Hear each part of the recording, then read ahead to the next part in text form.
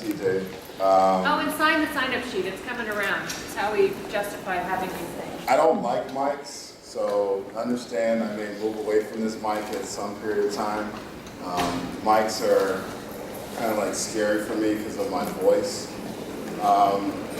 My title is Getting Off Your Knees, and just give a little bit about myself. I am a Chabot graduate. I am also a Hayward High graduate. I went to Southgate Southgate Elementary, East Avenue Elementary, Bret Harte Middle School, and I'm giving back to the community. I coached football at Chabot about 14 years ago. I coach football at every high school in Hayward. I currently coach football at Mount Eden High School for varsity football. Being a Hayward High alumnus, I take that very seriously. I take that very much to heart. And it helped build me to where I am today.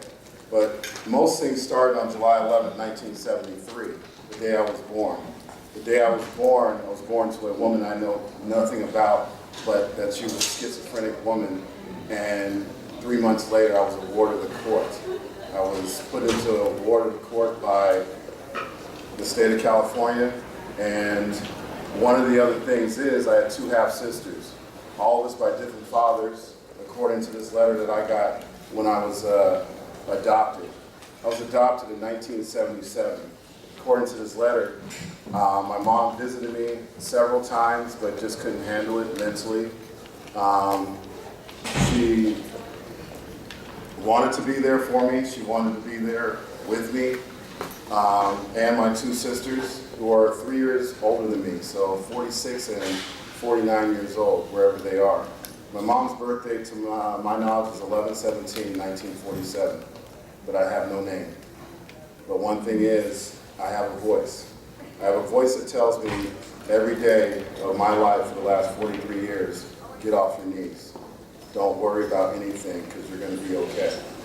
And one of the things is, with my mother giving birth and life to me in 1973, I went to a home that actually was different foster homes. I went to different foster homes and they said I was malnutrition. Looking at me now. I was abused physically and mentally. I didn't start walking until I was 3.5 years old. I didn't start speaking until I was 3. And during this time frame, I moved from 1177 D Street in Oakland, or 92nd and D in Oakland, to 25374 K Avenue, which is about 2 blocks over this way from Chabot College. When I walked in the room, let's go back. The lady that brought me here was Marilee White. I know her name, the social worker that brought me. White lady with permed hair, real curly, drives a blue Datsun 210, probably a 1976 blue Datsun 210. You wonder how I remember these things, because I watched everything that was going on around me.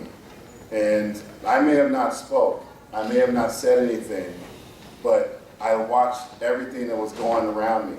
I hate black walnut ice cream to this day because I got my ass whooped at one of the foster homes for going in the kitchen and getting black walnut ice cream.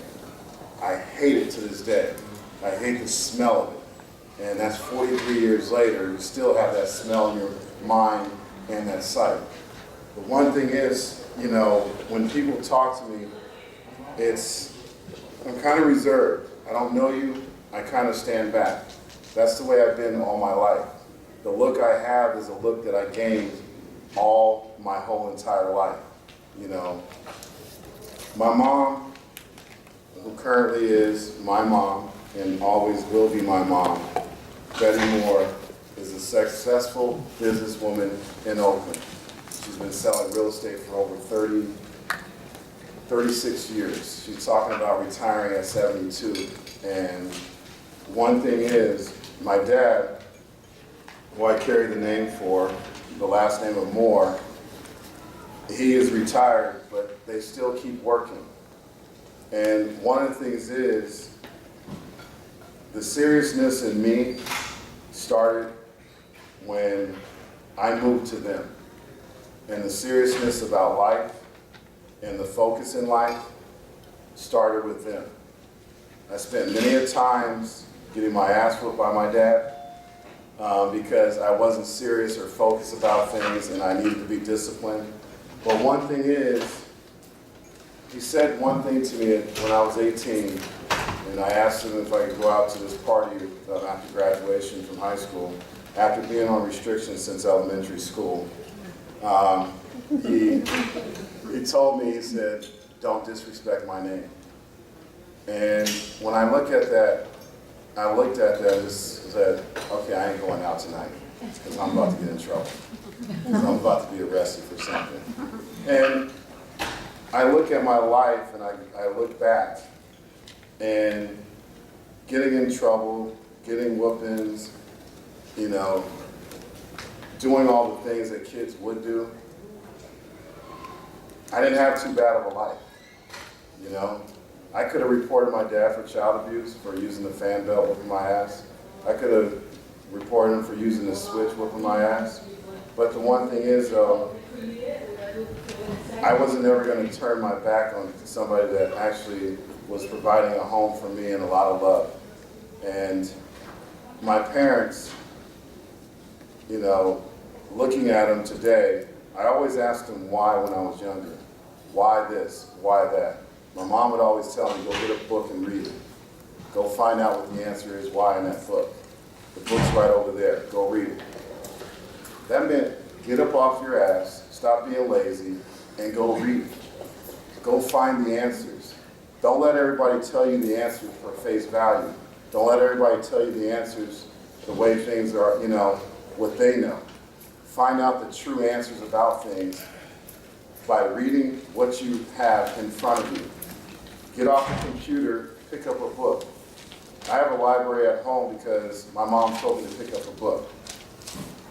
I probably have over 2,000 books now because my mom told me to pick up a book. I have over 350,000 football and baseball cards because my mom told me to pick up a book and read. Read about people, learn about people. Don't sit there and look at them and just judge them by who they are. In the 7th grade, I had a friend. He was a refugee from Afghanistan. His name is Farhad. Farhad fell asleep in Miss Van Buskirk's class, and you know, we don't have nap time in the 7th grade, but he fell asleep. Farhad woke up in a screaming rage and was screaming in the class. And I looked over to him and I said, Farhad, it's all right, it's all right, it's all right. Well, because I read a book about what was going on in Afghanistan and what was going on in Iran and Iraq years ago, about the Ayatollah Khomeini and how oppression was going on in those countries, I started to learn more about people from other sides of the world. And one thing is, when I looked into Farhad's eyes, I knew he had seen things that I had not seen as a 7th grader in middle school.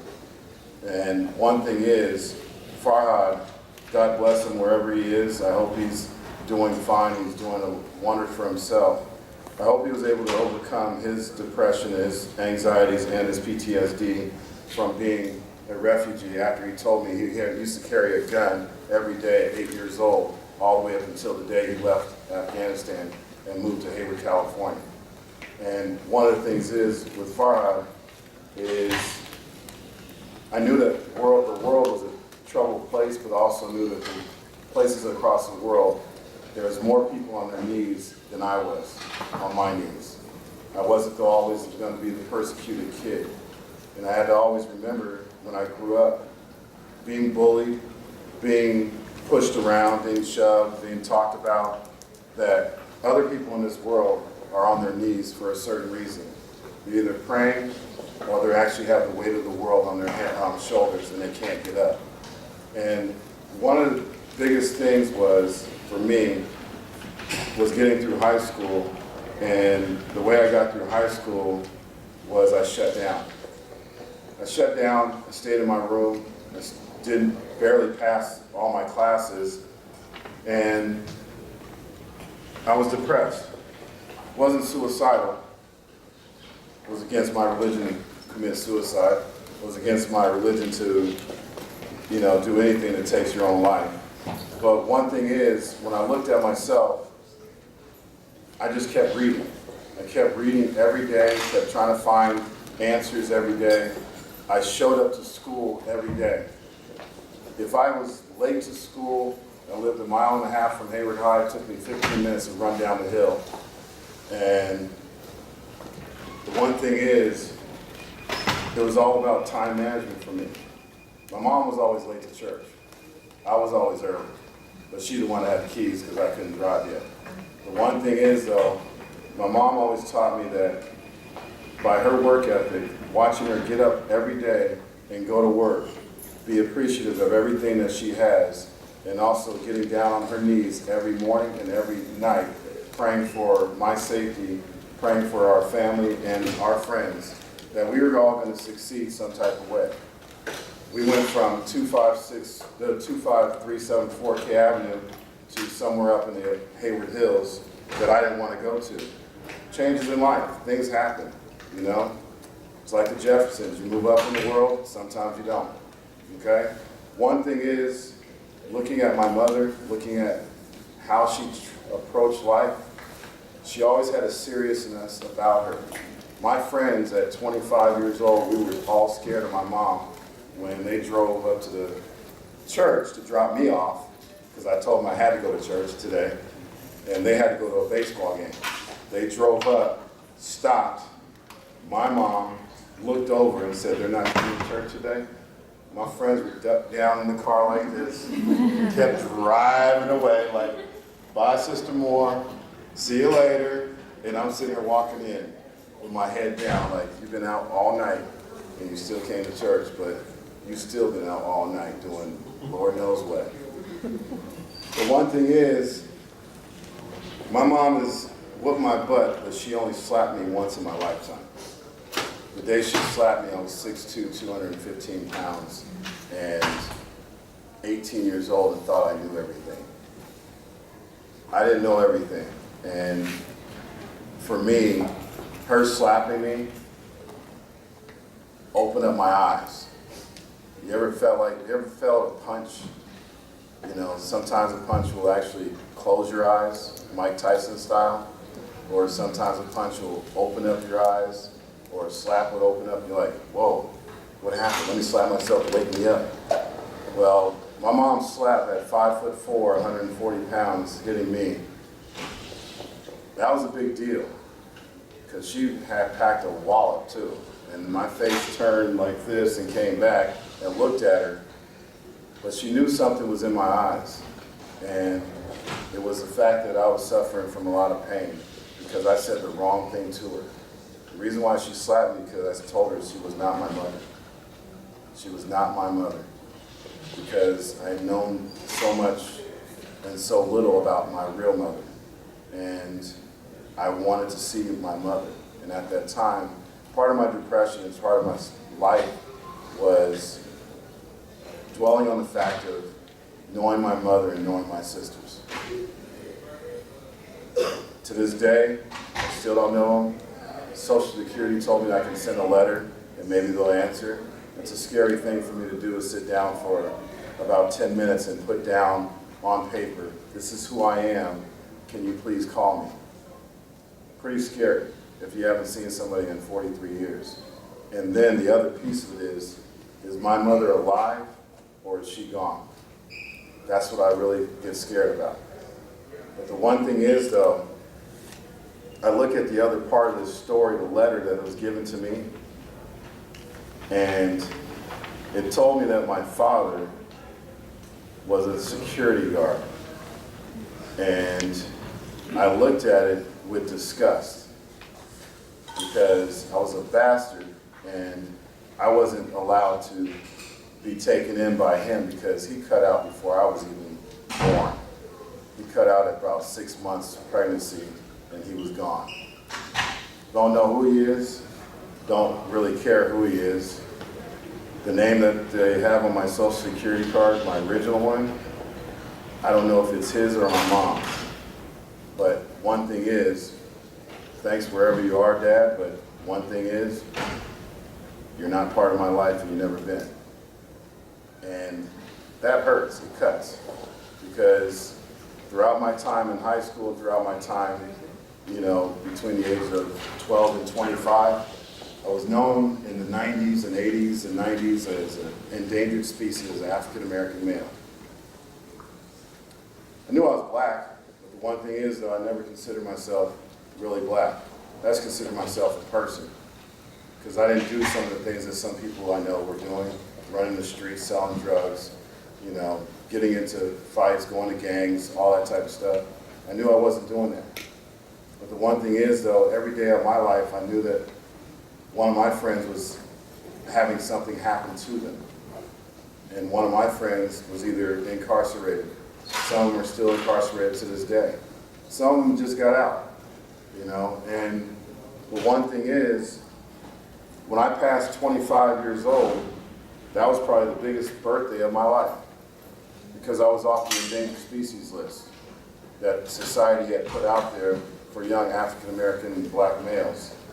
And one thing is, for me, I knew I wasn't part of that group because on my road to 25 years old, I had spent time in the United States Army.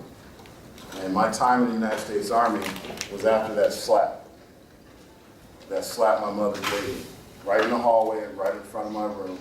And there's nowhere for me to run, hide, or anywhere. She told me straight up, you can get out of my house or you can go to the Army. Well, I did one of two things. Her 25th anniversary, I gave her an anniversary present. I left at 6 a.m., got on a plane and went to Fort Jackson, South Carolina, and raised my hand and said, I swear to defend the world, domestic and foreign, with the United States Army on their 25th wedding anniversary. One thing is, when I went to the Army, there's a lot of things that you can see, a lot of things that you know, and a lot of things that you don't know. But my time in the Army was well spent as a business trip because my parents have embedded that focus in me, and I knew I was only going to be there a certain amount of time. The Army could have been a career for me at 25 years later, but the Army was not going to be my life. And I had some other place to go. And my place was coming back here to Hayward, California. That was home. That was the only home I knew. That was the only home I was going to come back to. When I got out of the Army, I walked right into this building to Admissions and Records, right where my name is on the window over there, and signed up for classes at, I think it was $40 for 12 units, something like that, in 1998 or so. It's a lot different. But I was a 6'2", 210-pound soldier and United States Army veteran. And I was still currently in the reserves at the time. When I look at getting off your knees, I took a class with an old friend. And my old friend's name is Pete Davis. He was a PE instructor, the head football coach here at Chabot College for a few years. He coached here for over 30 years in baseball and football. And Pete Davis is about 6'5", 300 pounds when I walked in the door. And I asked him a question. I said, can you teach me how to lift weights? And he said, sure, let's go. I said, no. Can you teach me how to really lift weights? With focus, the mental part, and the physical part. Mind you, I was 6'2", 215 pounds, walking out of the Army, walking into Pete Davis's weight room. In shape, with one bad foot from the Army, thanks to their boots, thank you,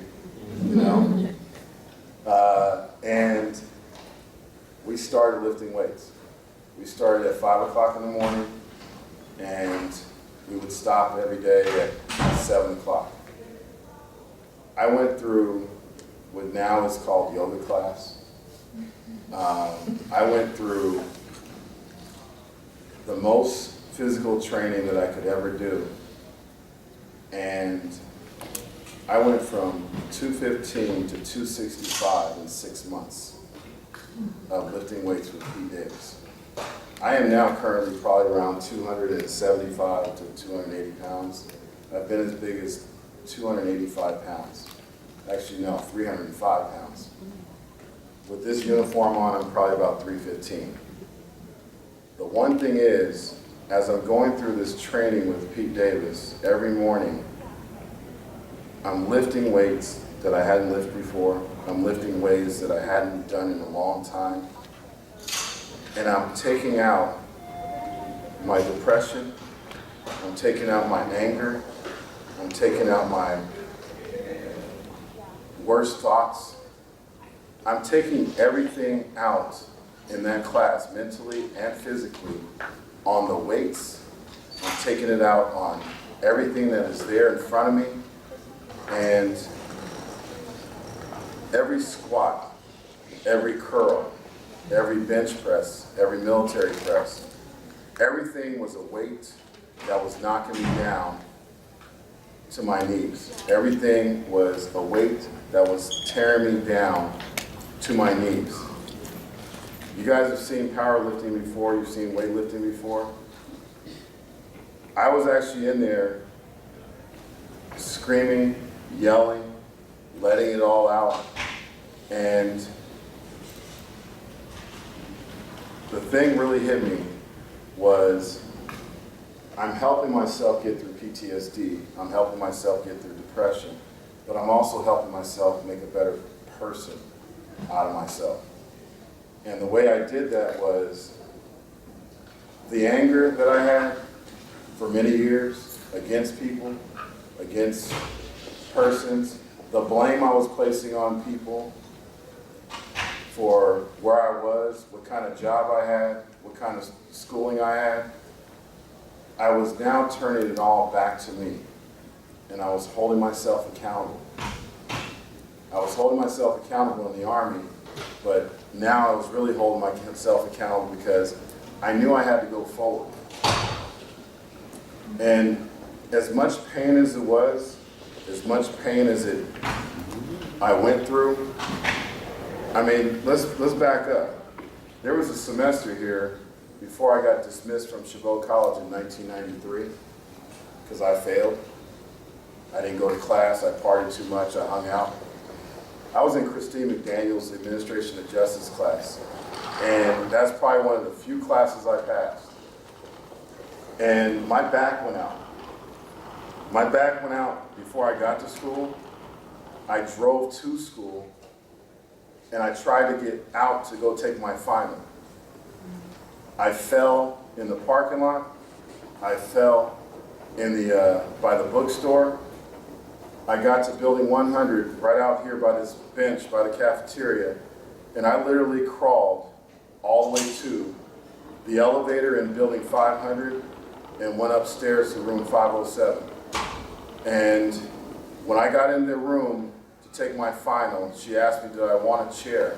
Because I was doing this with the door. I reached up and I opened the door and I laid there. I said, I'll take my final from here. And I laid there and took my final. And one of the things is, going back to the weightlifting with Pete Davis, I crawled. When you're a baby, you crawl. When you're in life and you don't know anything, you're crawling. You're on your knees and you can't get up until you find out the knowledge that you need.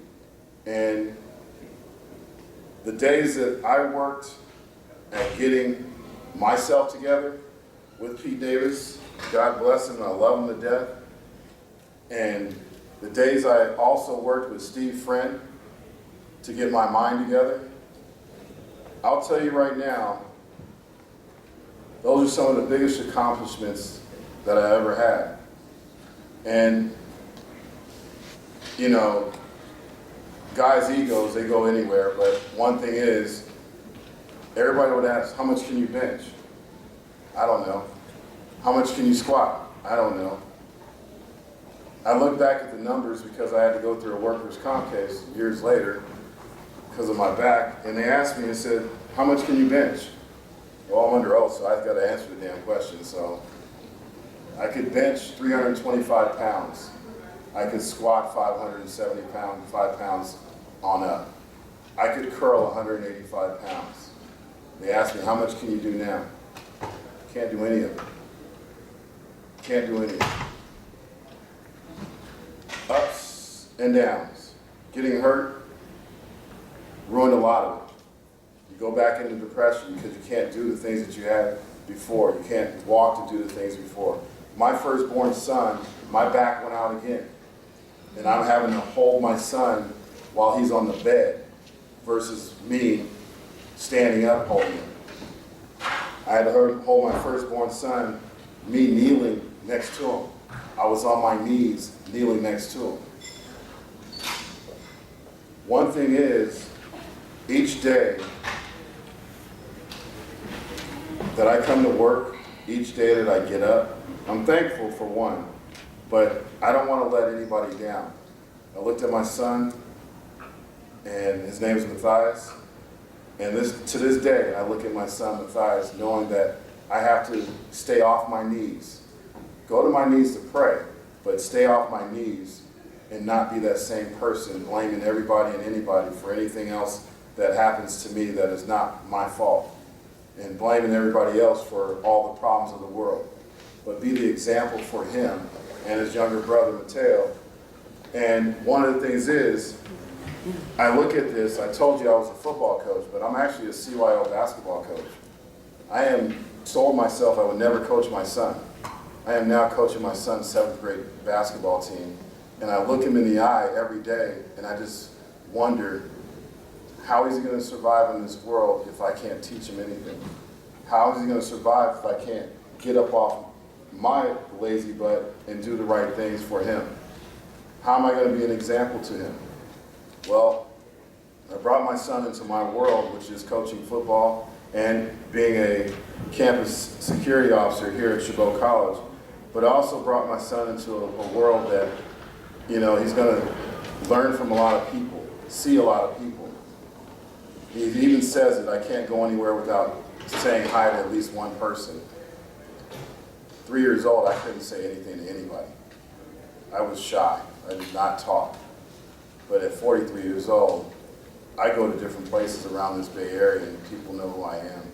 And that's not to sit there and say I'm the best thing since sliced bread. It's just people remember who you are. I mean, you know, this badge is only the thing I wear at work. Deep down underneath, I'm just Nate Moore. I'm just a human being. You know, somebody that sat in those same seats as you, sat in those old brown dusty desks in building 500 and 800 and 900 and 1800, struggling just like you to get by, struggling just like you to stay awake in class, struggling just like you to get through all the problems of the world, and struggling just like you to get that grade so you can move on. And the one thing is, you know, I look at each and every one of you, and I don't look at who you are, where you came from, and what your status is in this world. I look at each and every one of you because I look at the fact that I was there, I've been there, I know how it feels. But the one thing is, I look at every one of you, I know you got 2 years, you're gonna make it. And a lot of you in here have different lifestyles, different backgrounds, you've been in different places.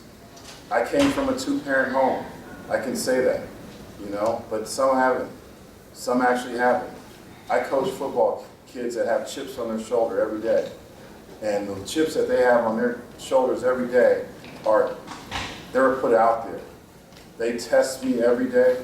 They test me on everything I know. And if I can't find the answer, I'll tell you right now, I'll tell that kid, I will find you the answer. The biggest thing that happened this year, in which I welcomed my son into my world, both of them, is I have a homeless football player on my high school football team right now. That homeless football player, I did not know was homeless. We found out he was living in a shelter by himself. Then his brother was living with them. His brother went and lived with a friend. This kid has enough tenacity to go from Hurricane Katrina, Louisiana, to Hayward, California, and be homeless again. And this kid is 18 years old on November 4th, and he still has no home. But my sons welcomed him into my house. My sons talked to him and made him feel like an older brother. My sons have given things to him, whether it's shoes or exercise, a pair of clothes or something, a jacket, because we talked about what it is to give to somebody else and take away some of their problems. Because one of the things is, I take the burden of a lot of people's problems. I take in a lot of people's problems. I listen to a lot of people. I hear your problems every day, since I was young. But the one thing is, giving back to some people that don't have the answers, showing people the right way, showing people how to do different things, how to approach things. That's one of the things I'm here for. That's one of the things I'm here on this earth for. It took me a long time to realize that because I was trying to find my way. Looking at that, there's a kid here, actually not a kid, 39 years old, and he walks around this campus, and I got a whole bunch of messages, a whole bunch of things said to me. There's a homeless guy on campus, and he looks scary. Well, I met that homeless guy. That homeless guy didn't know anything at all. He had been a registered student here, and I look at him, and I look at him just as a person. Not his fault. I didn't ask for his whole story, but I extended my hand. He looked at me and he says, "Man, you're real." And I said, "No, I just want to make sure that you graduate. I want to first get you hooked up with some people." I introduced him to Kathy Linsmeyer, financial aid director, Dr. Wilson, Art Barbosa, and that gentleman has got a pretty good head on his shoulder just in conversation. And we were talking for about an hour or two on a Saturday when I was working. And I went home and told my boys about it. My boys actually said, "What can we do?" I said, "Let me think about it." Well, we went to the store, went to Walmart, we bought all the necessities. I had already got the sizes and everything, and we brought him back some stuff. We put it in, got a lock for the locker room, and got his stuff in there, and I looked for him for a couple of days, and then finally Kathy Linsmeyer said she had a meeting with him, so I walked in, I said, "Here's your key." So what's this to? I said, "A locker." And that locker's some toiletries, some clothes, and some towels and everything, so you can take a clean shower and actually go to class and actually feel comfortable being in class. And I said, "Is there anything else you need?" He said, "I have this Mormon Bible, but I'm not really Mormon. I've been reading it, but I'm just not Mormon. Do you have a King James Version Bible?" I said, "Yeah, I do." I said, "I know exactly where one is right now." Went in my house on my bookshelf. I have 3 Bibles I've had from since I was a kid, and sitting up there, and I came back the next day. I said, "Just find me the next day." He found me outside the bookstore, and I said, "Here you go." This man is so humble, he refused to take my Bible, because he opened it up and he said it's been used. One of my friends said that's the best type is the ones that are used, because there are all kinds of notes in there. And one thing is with him, his humbleness brought me back down to earth again, to let me know that there's more people out here that need help, and we keep walking over them and pushing them aside because we're not looking at them. We're looking above them. We're judging it. I get judged every day. I get talked about every day. I'm the, I guess, the part of the communications department class. My name comes up every semester. One thing is, I've been called an asshole. I've been called all kinds of names. I've been called the worst. But at the end of the day, I look at this. I'm very humbled about being here today. And I thank TJ for this today because I look at this. I've actually never seen my name on something like the windows of places, the walls of places. I've never seen my name anywhere in lights. I've won championships in sports. I've been to different places in the world, but when I go back to the toy box that I saw in 1977 inside my room, the toy box on that, in that room, is a little sticker on it. It's a brown and gold sticker sitting right on the edge. Chabot College sticker sitting on that toy box. That toy box, 40 years later, is sitting in my shed right now, still intact, and I never forgot it. My dad said, you might want to keep this about 6 years ago. And I looked at him and I said, yes, I do. Chabot is home for me. Chabot College, I have to, say, got me off my knees because it helped me stand and see 15,000 students every year, over probably 40,000 people every year, different people, grow, move, and the ages vary. I mean, from 4 years old all the way up to 99 years old, And when I look around this campus, I see a lot of people that have moved around and become very prevalent people in this college. This college has become the foundation for my life because the things that I did in room 27, actually 2,900, 2,600, 20, that's where all the weight room had moved to. So the weight room moved to different places. All that stuff I did over there, but all the stuff I did in the classrooms, at the end of the day, the people I've met, and I talk about getting knocked out. Yeah, I failed Daraja, so just understand, I got kicked out of Daraja because I failed. Mr. DeWitt was 2 times my teacher.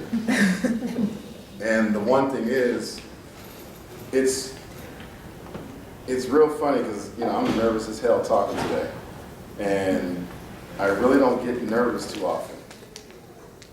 I'm asked to do a lot of things, quick decisions and everything, but talking in front of all of you has made me very nervous because it's almost scary.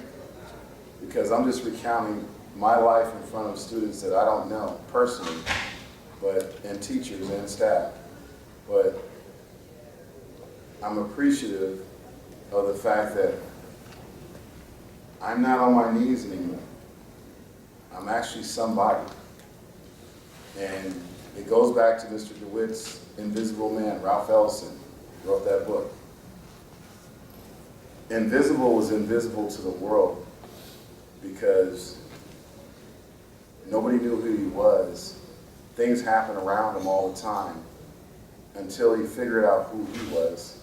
He was able to be seen by more than just one person, but many people, for the person that he could be and the person that he became.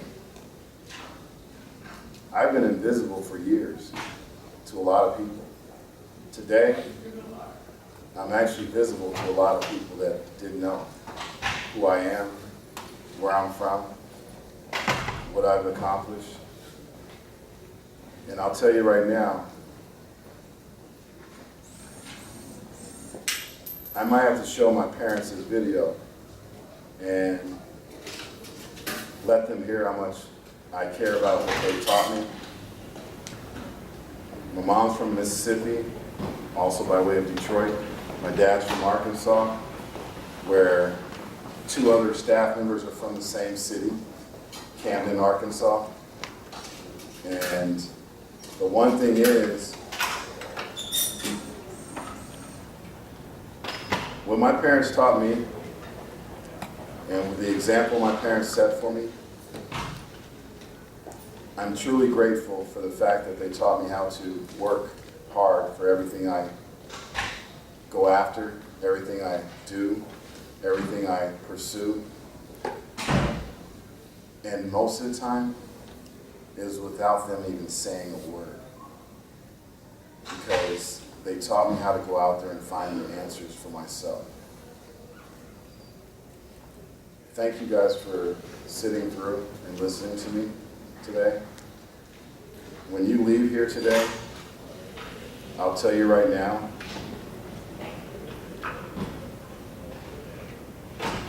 it takes a lot to get 285 pounds off the knees. And I got pretty good knees, even though I played football. But when you're able to put away your animosity for people, your drama for other people, the animosity at home, the things you're going through, I'll tell you, the world is a better place, and you see it a little bit different because you're standing straight up and you're not on your knees. And the last thing I'm going to issue to you is my time in the military was well deserved. Don't ever ask me about what Kaepernick does, because I don't know Colin Kaepernick. If we have a conversation, that'll be stay between us. But as long as I stand here, and as long as I wear this uniform, and as long as these dog tags are around my neck, since day one when I put them on, I was a United States Army color bearer. I had to learn about each and every one of those colors, what they meant. And when I was in the Army, I carried those colors. I have no disrespect for any other country. I have no disrespect for any other person. You are people. You are great people. You've taught me a lot over the years. And the one thing is, I'm glad to look in each and one of your faces and see you every day making a name for yourself and your family and your friends. Because each and every one of you are special. And the one thing is, though, I will not let anybody get in your way. I will protect you, whether I'm wearing this uniform, or whether we're walking down the street, or whether we're on this campus, or whether we're friends or foes.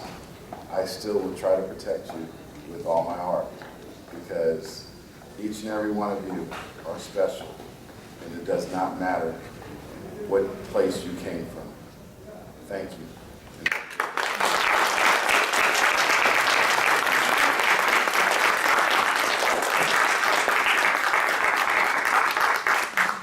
Any questions? Yes, ma'am. So, did you graduate from Chabot at the end? I did graduate from Chabot. Okay. I have an administration of justice degree, and not too long ago I found out I have a liberal arts degree with the emphasis on social and behavioral sciences.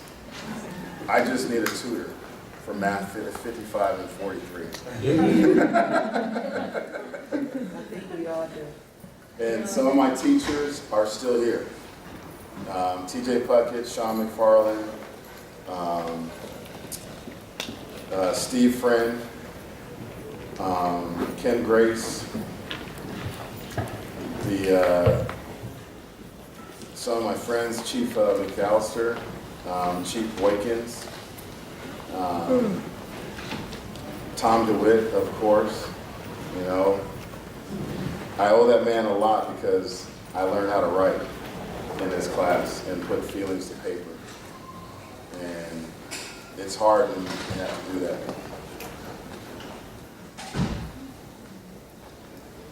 Congratulations. Thank you. Thank you.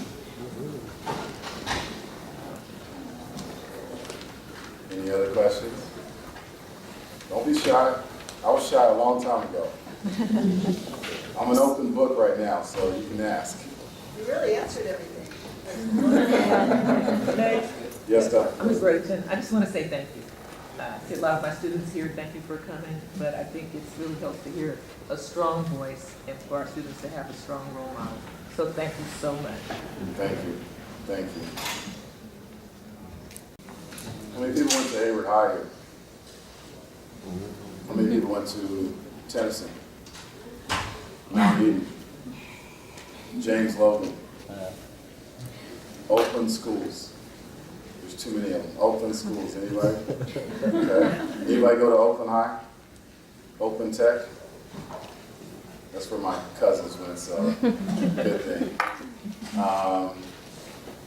San Leandro? Okay, you know Coach Bowers? Boom, they call him. Castro Valley High? All right. One of my former players, Denny Moles, is the head coach of football now. Yeah, she went to Chabot College also. What about Newark Memorial, Fremont, Washington, Irvington, American? There we go. Which one? Washington. Washington? Okay. Good. Very good. I mean, one of the things is I love knowing where everybody's from because it kind of gives me a good idea of a little bit where you're coming from and what you're bringing to the table. I've met Jack Del Rio, and you know, you talk about this old thing about grown men crying. Jack Del Rio walked into the locker room at Hayward High. I had my 2-year-old son with me, who at the time was Matthias, and Jack Del Rio broke down in tears. He broke down in tears because he had given his blood, sweat, and tears for Hayward High, and he played in that locker room. But 1947, Hayward High, Bill Walsh graduated from that high school. Bill Walsh also coached at Washington High School in Fremont. That was his first coaching job. You know, when you look at it, the young lady that was here, Sandra Eichhardt, her son James Eichhardt went to Mount Eden High School. He won a Tony Award, like I mentioned earlier. There's a gentleman right now, Mahershala Shabazz Ali. He actually went to Mount Eden High School. He's played in Benjamin Button. He's played in Predators. He's played in several. He's in Luke Cage right now. It's on Netflix. If you guys catch him, he's playing a gangster in there. And the one thing is, these are all friends of mine. And when I look at it too, I have a friend right now who's the current Bishop O'Dowd girls basketball head coach. His name's Malik McCord.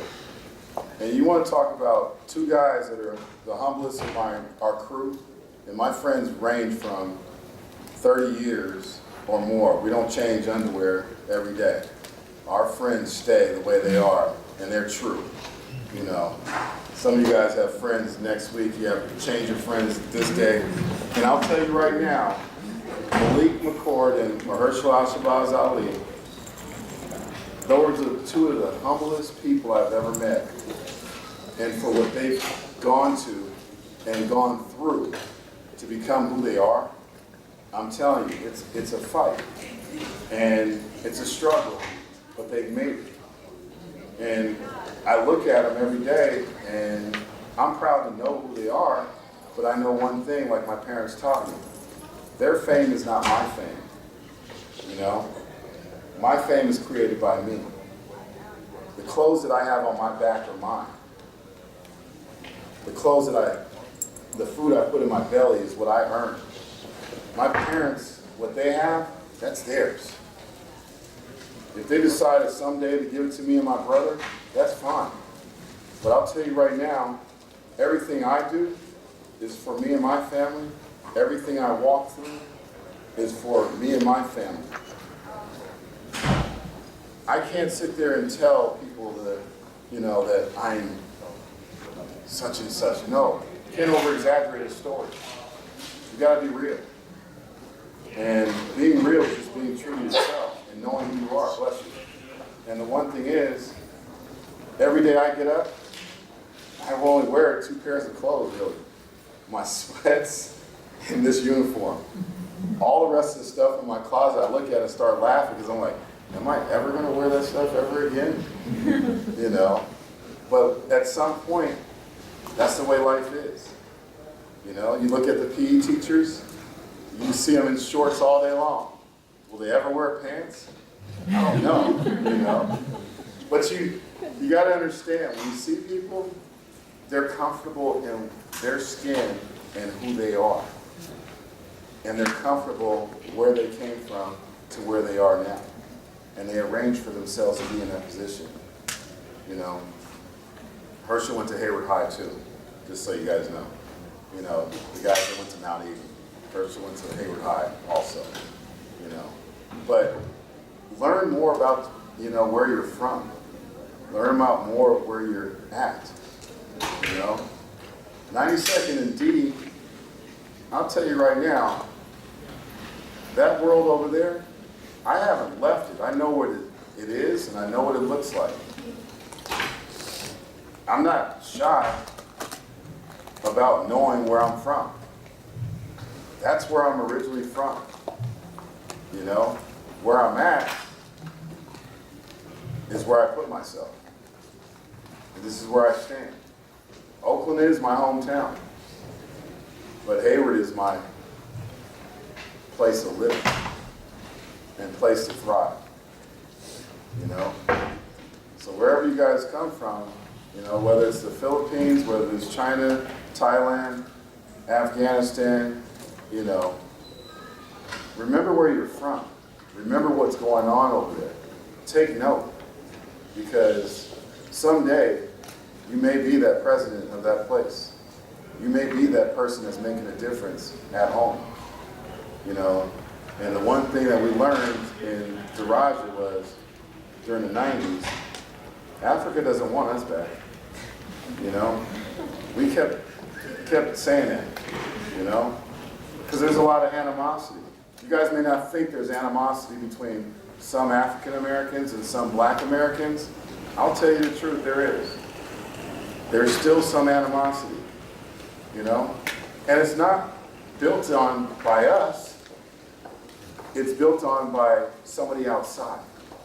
Somebody outside created these problems for each and every one of us in different places where we're from. But the one thing is, at the end of the day, show respect. Keep your respect. Know who you are and know where you came from. And always remember what you can do, because nothing's too high to reach. And I have a promise to my dad, I'm going to get my degree. And my degree may be just my bachelor's, because the master's is a little bit, I'm getting old. I'm 43. That's kind of a long way for me right now. So I look out to each and every one of you and I say, you know what, say hi. That kills a lot of animosity with people when you say hi. When you put your head down like this, like I did for many years, you don't see anything around you. When you look up and you look people in the eyes, it changes the way you look at people and how you see things. And it takes away a lot of fear, because that fear that you have comes from within. That approach that you have now comes from within. Let it fight with each other, and let's see who wins. Head down, don't see nothing. Head up, you see a lot of things. And I'll tell you right now, 2 years, actually maybe this June, May, I'll see a lot of you graduating. And I would love to see that. Because one of the last people you see when you walk out of that grand court over there is me at the end of the walkway. And I will give you hugs. And even if we had some type of disagreement, I won't ever hold it against you. Nothing's personal for me. This badge brings too many targets, as you guys know. You know? But the one thing at the end of the day is, underneath this, I'm happy for you and your success. I don't want any money from you, you know? I don't want anything else from you. I just want you guys to graduate. Everybody good? Yes. Enjoy. I'm taking the next 2 days off.